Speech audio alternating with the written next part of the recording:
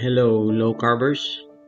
I was supposed to make another video for this episode, but I guess I'll have to forego that for now in lieu of this particular topic that I'd like to bring up today. A couple of you guys have been asking me about this particular news item that has been first published by the American College of Cardiology website in time for its annual scientific session last March 5, 2023. It says keto-like diet may be linked to higher risk of heart disease, cardiac events. Oh really? How true is that? Does that mean we now have to stop keto or LCHF? Let's talk about it. If you haven't subscribed yet, now is the time to click that subscribe button for the Low Carb Health Doctor.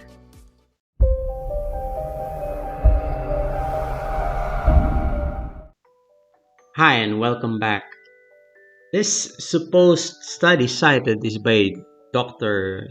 Yulia Ayatan, however you pronounce that, as the lead author, and she's from Vancouver, Canada. I initially thought that article would not get that much attention, but oh boy, look at how internet media is spreading it like wildfire. CNN, Medscape, WebMD, a couple of others. This one, Veggie News, smells a lot like vegan or vegetarian propaganda. And it even says, doctors issue warning on keto diets following study on heart attack risk. Wow. Then it asks, is a plant-based diet better for weight loss? So I thought I'll just make this video so you guys would have a better idea of what this supposed study is all about and what's going on, if it's actually worth paying attention to. And if I happen to get another question again about this, then I think I'll just link you to this video. But just before I get into it, a little plug-in and announcement. Many have been asking if I do coaching on low carb and metabolic health.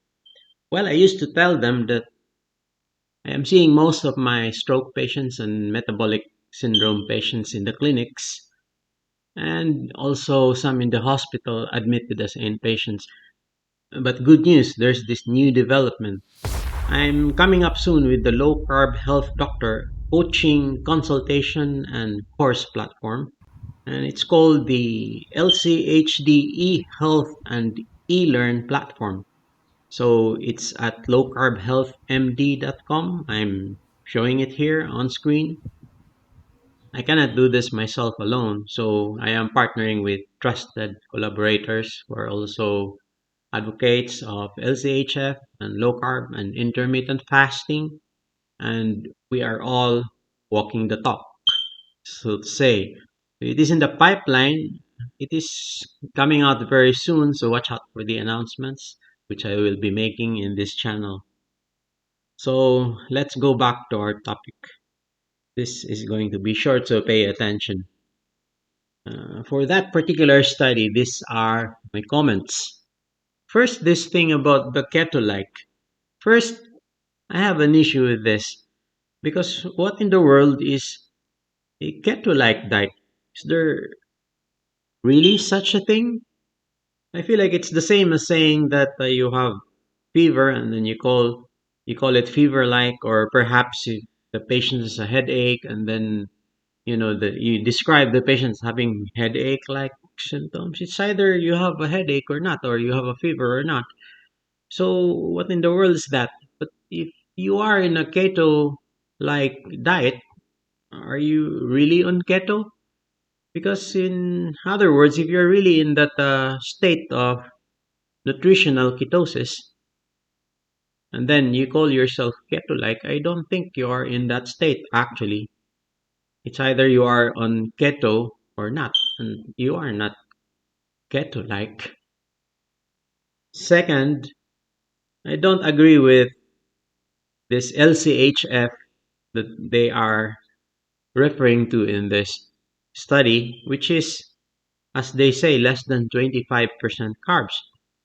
Is that why they are trying to define it as keto-like?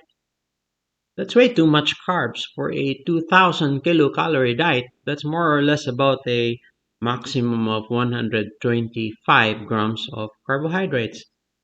So, in that case, you wouldn't be in ketosis at all.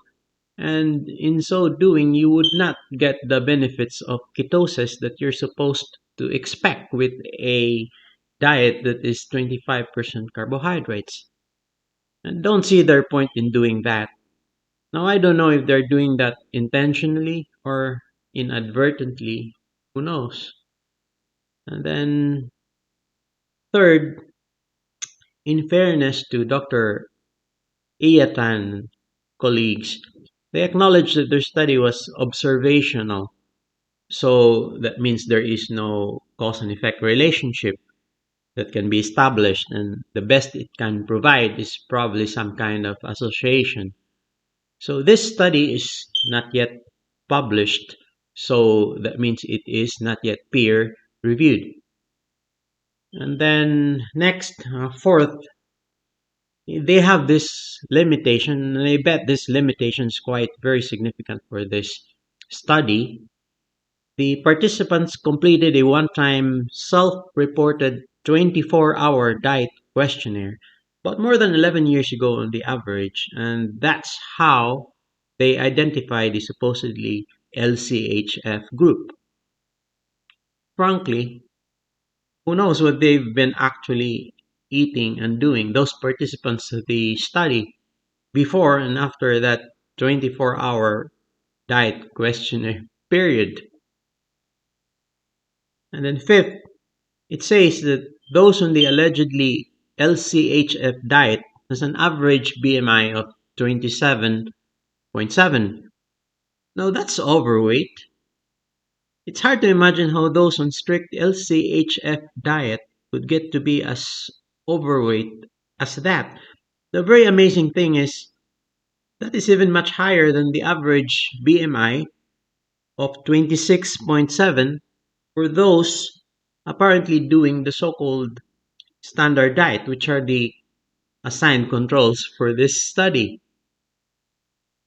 Then last, they said something about LDL cholesterol as the bad cholesterol. I think that definition is already much delayed for update. And as Professor Ken Sikaris would say, I'm going to give you a link to Professor Sikaris' So page in my website. I'm looking forward to this As talk. I he guess would it's really say, nothing else Professor to talk Ken about Sikaris, until if your thinking is until still I within the finish what paradigm people of want to the know, I guess. HDL as the good cholesterol and LDL as the bad cholesterol, then you're at least 20 years passe. We should all know that LDLs have to be segregated into basically two general types: the good kind of LDL, which are the large and the buoyant type, or the LBLDL, and the bad kind of LDL, which would be your small, dense SDLDL. And I have another issue with regards to this cholesterol naming scheme. In the first place, cholesterol should not have been demonized by inappropriately calling these lipoprotein carrier molecules as cholesterol.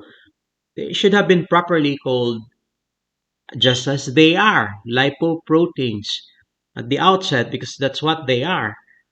So as to avoid confusion for both researchers and the general public, they should not have been called cholesterol per se, but as I said, lipoprotein carrier molecules, or simply lipoproteins.